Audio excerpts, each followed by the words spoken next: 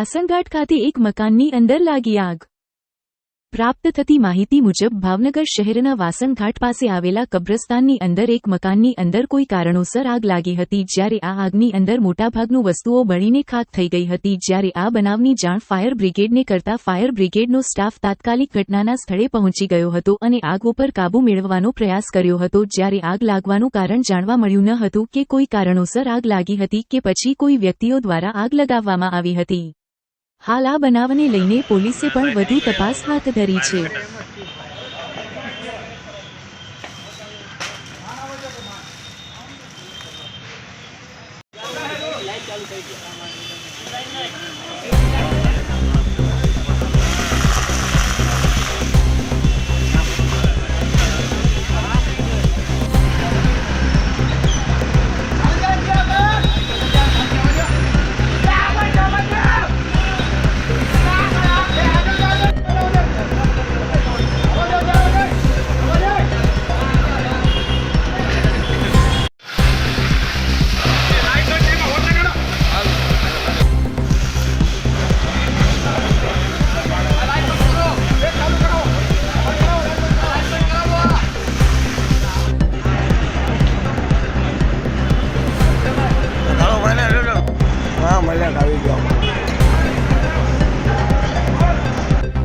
सब fire officer मेड़ू देवांगभाई। આગનો બનાવ છે શું વિગત અંદાજિત 10:20 ભાવનગર ફાયર વિભાગને આગના બનાવ અંગે કોલ મળેલો, જે ખોજા સમાજના કબ્રસ્તાન છે કાસનઘાટ એ વિસ્તારનો મકાનના આગનો।